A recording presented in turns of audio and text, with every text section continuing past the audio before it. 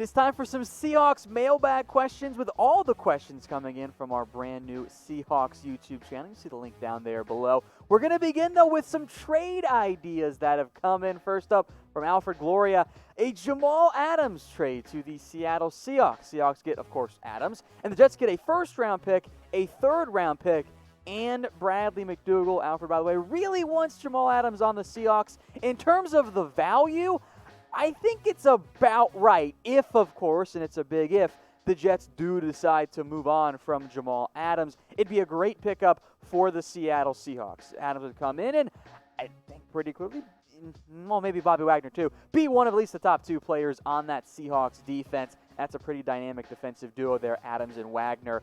If the Jets are smart, though, right, they're not going to trade Adams. They're going to find a way to extend him, get him done.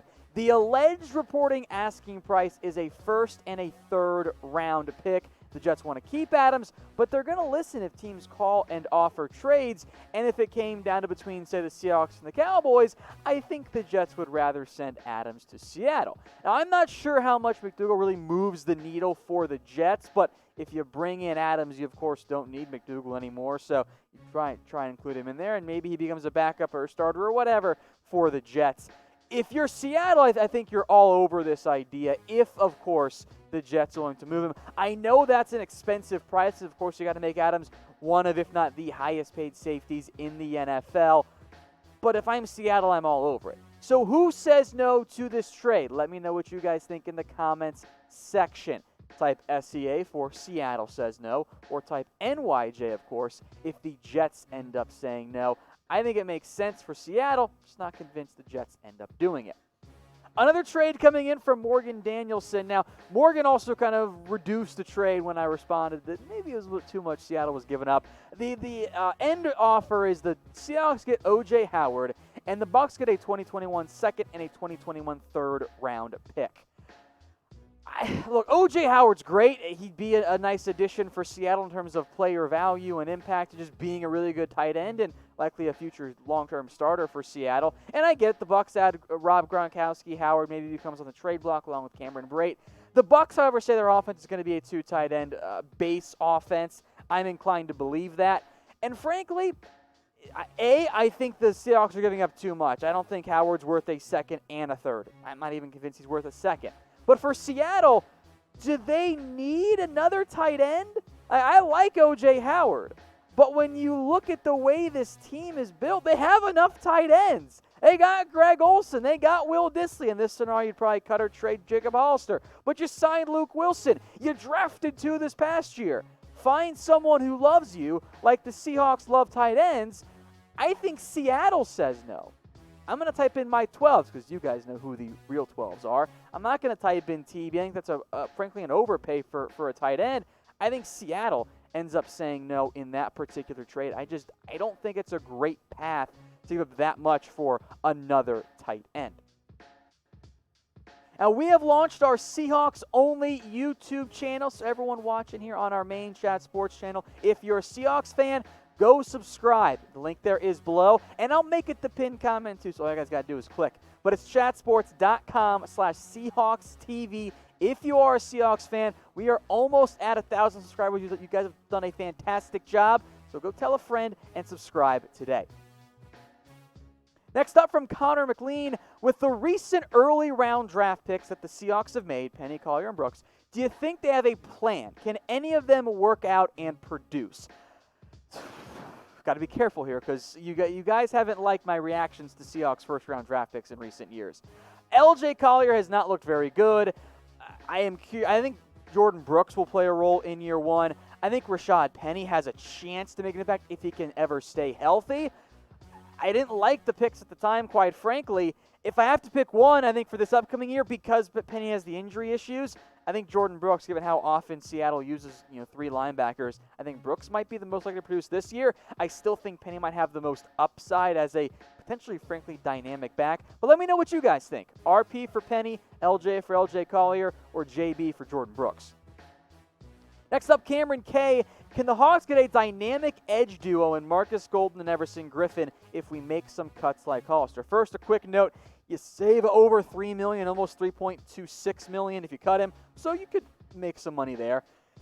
We haven't seen much talk, at least I haven't seen much talk around Golden in Seattle. I still think Everson Griffen would be a better fit for the Seattle Seahawks. I just think he's a more consistent, yes, older, but a more consistent player. And I think that's backed up by the average over the past 4 years. Yeah, Golden missed some time, so did Griffen, but Golden's been really, frankly, inconsistent. Some really highs and then just some years where he's not making much of an impact. So of the two, I'm going with Everson Griffen. Across the board, I think he's more productive, more impactful, and I think it also maybe fits Seattle's timeline a little bit more, where you bring in Griffen on a 1-year deal, and maybe you hope that one of the other edge rushers ends up making an impact. If you want to bring in both, I'm open to it. I just wonder if the Seattle can actually afford both of those guys without making some major cuts like a Quandre Diggs, which I don't want to do if I'm Seattle. So if you can only pick one, who is it? Type EG for Everson Griffen or type MG for Markus Golden. I'm going to type in my EG, but I do want to hear what you guys have to say. The NFL and Fanatics have launched their Stronger Together t-shirts with their proceeds, by the way, going to the United Way's COVID-19 Community Response and Recovery Fund. And you know what? I think the Seahawks have the best version of the Stronger Together t-shirts. The green and the blue, it works really well with the gray shirts and the gray hoodies. So go check out what they have. They are on sale, by the way, at chatsports.com/Seattle Strong. We'll put that link in the comments and the description. Make your life just a little bit easier, but go check them out. They are on sale for under $15 for those t-shirts at chatsports.com/Seattle Strong. From Jamie, nickel corner is a major issue left untouched on the roster. Who do you think would best fill that role? In terms of the players on the roster, I think Ugo Amadi would be my choice. Now, I liked him quite a bit coming out of Oregon. Didn't play a ton last year, was much more of a special teamer than he was like a key cog on that defense. But there were some flashes when he was actually asked and allowed, I should say, to play that nickel corner role. Now, Seattle, and I disagree with this, but Seattle uses more base defense, i.e. 4 defensive linemen and 3 linebackers, any team in the NFL. Not a huge fan of that strategy, but it's because they were thin at corner last year, so I kind of get it. If I'm Seattle and I look around at what that depth chart looks like, I see Griffen. You can maybe throw Quentin Dunbar into the nickel at times, but I want to keep him on the outside more than that. So I got Amadi, Trey Flowers, Nico Thorpe. Brian Allen's an outside guy too. The rest of those players, frankly, not many people have heard of, especially even some outside Seattle. A lot of these guys are undrafted free agents. So maybe one impresses. But of the guys on the roster, Amadi's the one that jumps out to me. We did a Seahawks breakout player video. I almost went with him. I think that could have been a good choice for the Seahawks. Many of you wanted DK Metcalf. I get that too. But let me know in the comments, who do you think should be Seattle's nickel corner? And you know what? If you want to sign someone not on a roster right now, I think that also makes sense. Which brings us to Nicole's question. What veteran corner could you see Seattle signing? There are some players out there that I think might make some sense. For example, in that nickel corner role, Logan Ryan could fill that. Darqueze Dennard has played nickel corner, so it depends on what you want. If you feel confident Dunbar will be on the team and will avoid all the legal issues, then maybe you go nickel, so a Ryan or a Dennard. If you don't, maybe you go outside corner. That could be Tremaine Johnson. That could be Aqib Talib. That could be Drake Kirkpatrick. For the cost I think that they'll require to sign a contract, I think Johnson and Dennard might make the most sense for the Seattle Seahawks.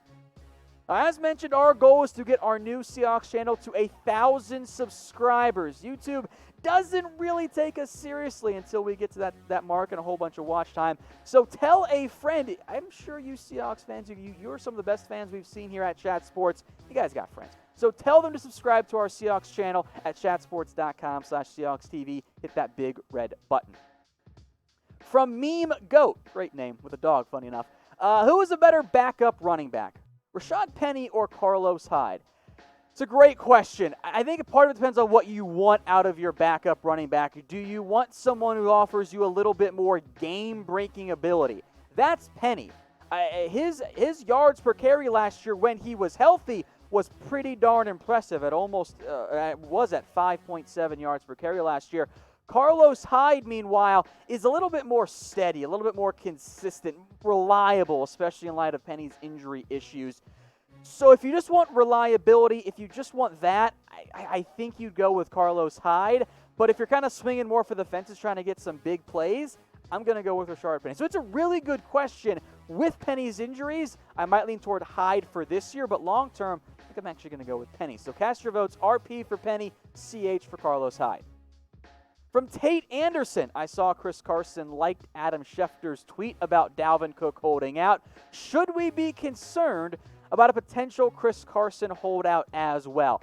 I think at some level, yes, but I think it's far less likely that Carson holds out next compared to Cook or compared to Joe Mixon, for an example. Carson is entering the last year of his deal. He hasn't made very much money in the NFL, but he's also coming off a hip injury that ended his 2019 season. And I think it often comes down to leverage.